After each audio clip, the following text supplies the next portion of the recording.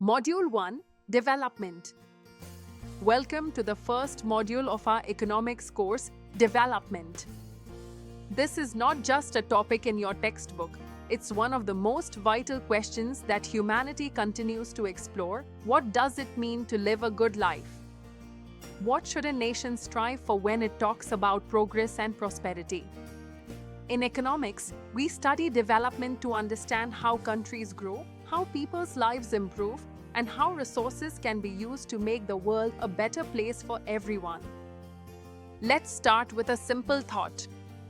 Imagine two individuals, Ramesh and Seema, who live in the same village. Ramesh thinks he is doing well in life because he earns 50,000 rupees a month from his small factory, owns a motorcycle, and has built a concrete house. Seema, on the other hand, is a school teacher who earns 30,000 rupees a month.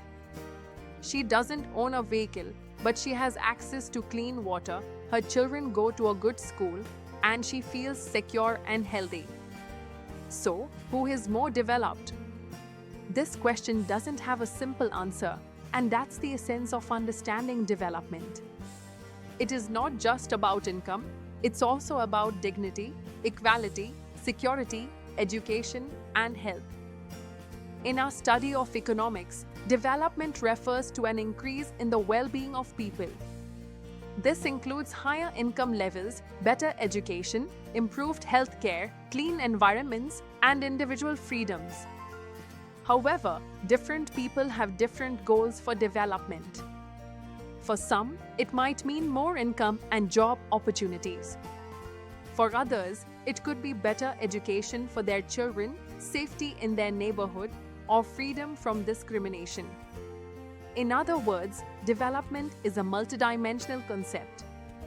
It includes material things like income and housing, as well as non-material aspects such as equal treatment, respect, and social justice. To understand development at a national level, economists use various indicators. One of the most common indicators is income. More precisely, we look at per capita income, which is the total income of a country divided by its population. It tells us, on average, how much each person earns. But there's a catch here: per capita income doesn't reveal the distribution of income. For example, if a country's average income is 1 lakh rupees, but only 10% of people earn most of the money while the rest live in poverty, then the country may not be truly developed. That's why we must look beyond averages and consider how income is spread across different sections of society. The United Nations uses a broader measure known as the Human Development Index, HDI.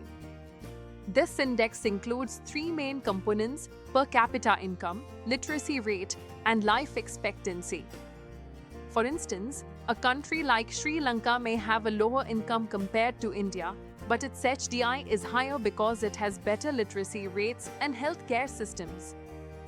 This shows that income alone is not enough to measure development.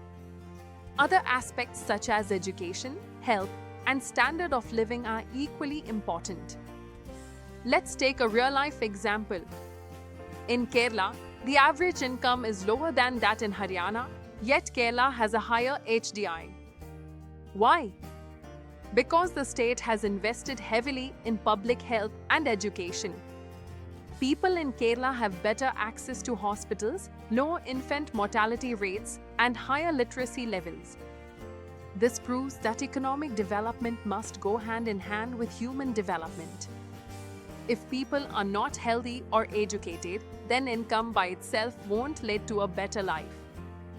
Another important aspect of development is sustainability. Development must meet the needs of the present without compromising the ability of future generations to meet their own needs. This is called sustainable development. Think about natural resources like forests, minerals, water, and fossil fuels. If we use them recklessly today, what will be left for tomorrow?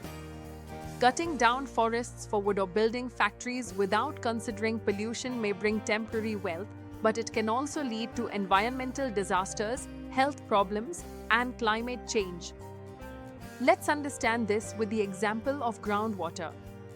In many parts of India, farmers are using tube wells to extract groundwater for irrigation. While this helps in producing more crops, overuse is leading to the depletion of groundwater tables. States like Punjab and Haryana are facing severe water shortages, and if this continues, the future of farming in these regions will be at risk. Therefore, sustainability is not just a theory, it's a practical necessity. Apart from natural resources, sustainable development also involves human resources. Educating the youth, ensuring gender equality, providing proper nutrition, and offering decent employment are essential components of a sustainable society.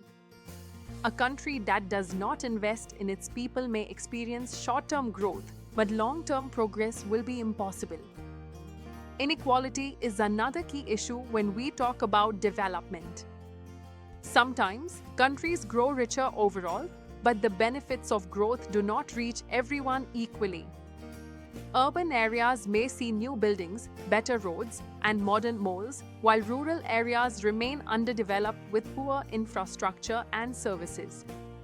Similarly, certain communities or groups may be left out due to caste, religion, gender, or economic status.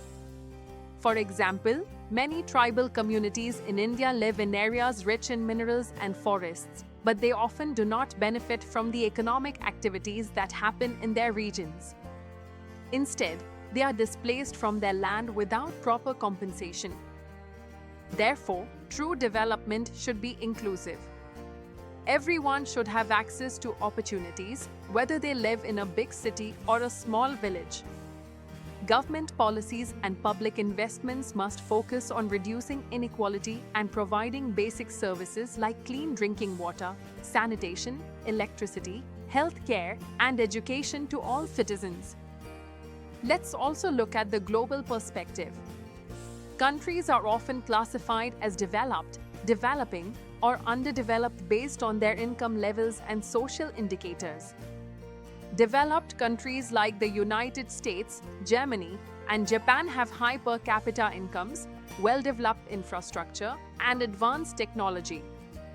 Developing countries like India are in the process of industrialization and improving their social indicators.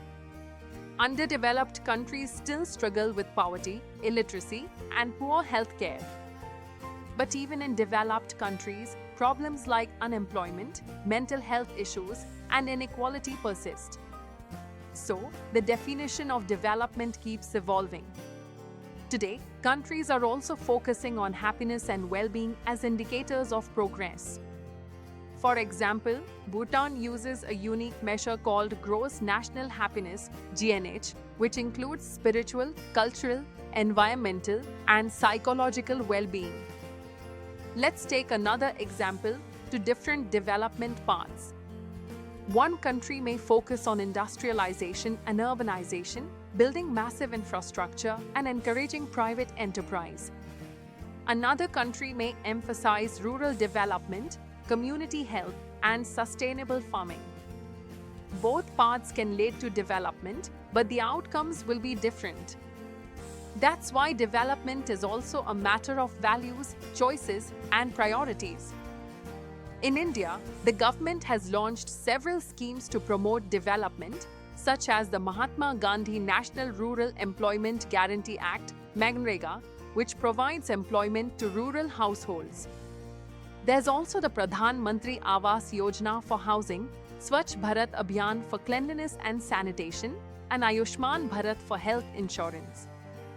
These programs aim to improve the quality of life, especially for the poor and marginalized. Education is another powerful tool for development.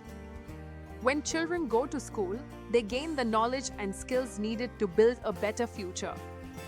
Educated citizens are more likely to participate in the democratic process, make informed choices, and contribute to society. That's why public investment in education is crucial. Health is equally important. If people are not healthy, they cannot work or study effectively. Access to clean water, nutritious food, sanitation, and medical facilities are the foundations of a healthy society.